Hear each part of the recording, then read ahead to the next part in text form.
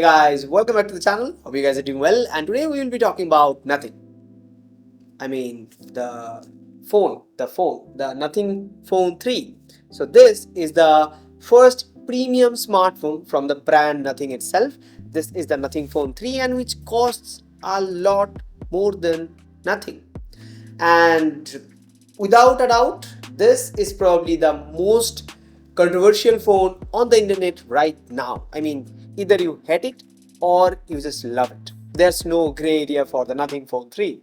So, I just got my hands on the Nothing Phone 3 and I thought to share my first impressions with you guys and also hear your thoughts too. So, let's talk about Nothing. So, let's start with the design. I mean, even if we try, we can't ignore that. So, let's start with the design. Nothing phones have always been known for their different approach with design. Love it or hate it, you can't deny that they stand out. And with the Nothing Phone 3, it's no different. In fact, this one has probably sparked more mixed opinions than ever. Personally, I can't say I love it.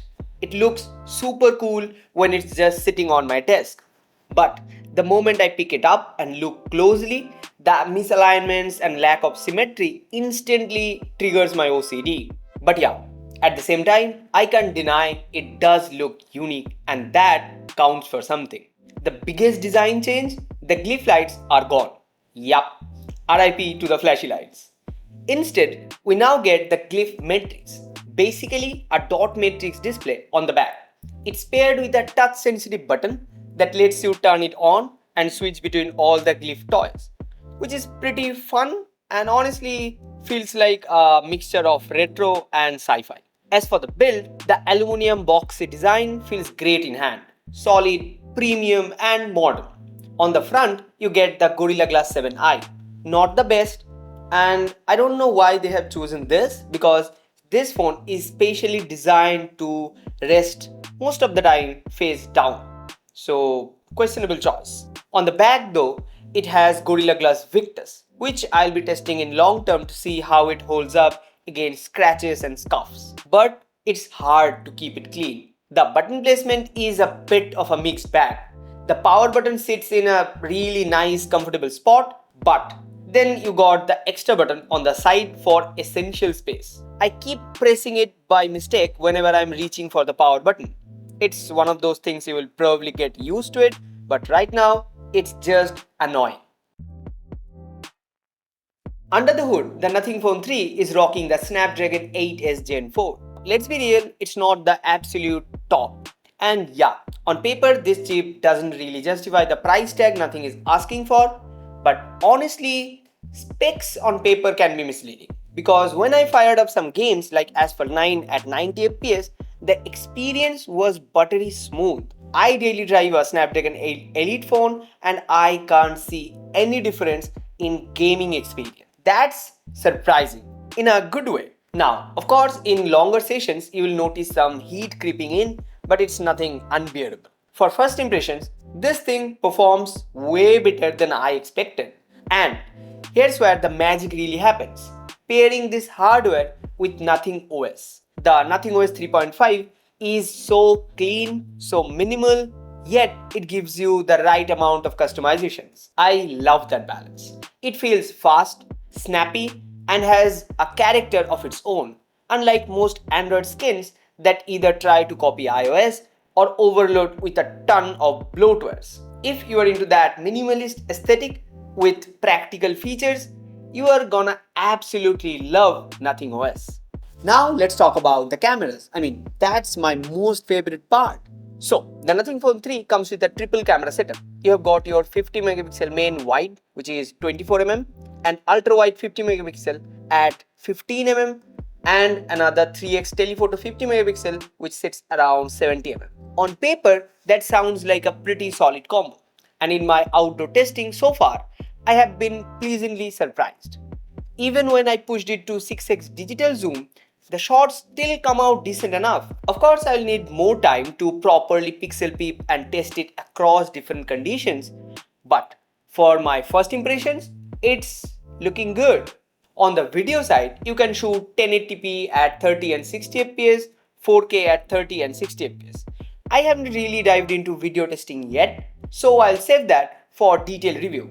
But at least on paper, it covers the basics. Now, here's where Nothing adds their little fun things. Firstly, you can actually use the Glyph matrix display as a preview screen if you are taking selfie with a rear camera. It feels like a gimmick at first, but honestly, in some scenarios, it could be super handy. And the second thing is, there's a little tally light at the back. So whenever you are recording, a red light starts blinking. And if you don't like it, you can always turn it off. So yeah, for my first impression, I would say the cameras are interesting. Not mind-blowing, but definitely interesting. Okay, so let's talk about the battery life on the Nothing Phone 3. Nothing has gone with a silicon carbide battery at this time, which sounds all fancy and futuristic, but honestly, the phone stills a bit on the heavier side. Capacity-wise, you are looking at a 5500 mAh, which is good enough but not exactly groundbreaking compared to other phones in the price range, where mostly every phone packs bigger battery.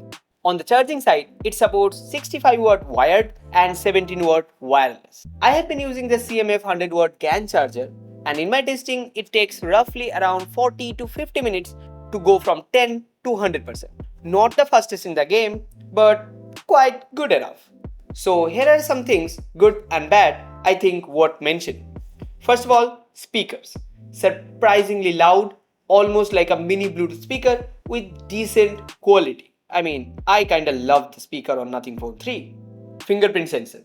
Works fine, but it's still optical. So it feels a little bit old tech compared to ultrasonic, which I am used to now. Also, the fingerprint sensor placement is a bit lower than my preference. Essential space. I love it. Super handy for jotting down quick notes anywhere, anytime with screenshot, voice or anything. But the only reason I don't use it, it's not cross-platform accessible. All of your notes stay stuck on your phone. That's a deal breaker. So yeah, if you are trying to justify the price tag of Nothing Phone 3 with a spreadsheet and list of specs, you can't. And I'm not even justifying that. Not even trying. I'm saying it doesn't justify the price tag. But what I'm asking is to look at it from a different perspective. In the time of in the market right now, no other brand is trying anything new. They're just copying each other in terms of design, in terms of software, and giving us incremental updates and calling it a day, playing safe.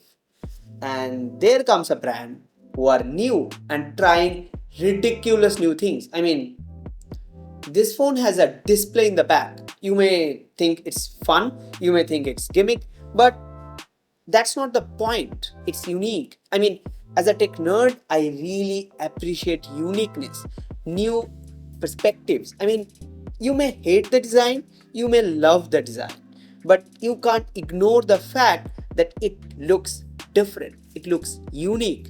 And that's what we need in the markets right now. I mean, it's fun, it's bold, it's unique. That's rare in smartphones right now. Every other smartphone looks same, but this one doesn't. And that's something about Nothing. So these are my final thoughts about the Nothing Phone 3. And let me know if you guys want me to switch over to this phone and use it as a daily driver for a long-term review of the Nothing Phone 3. Do let me know in the comment section down below. And also if you guys have any questions, the comment section is open. So see you guys in the next one. Till then, ta.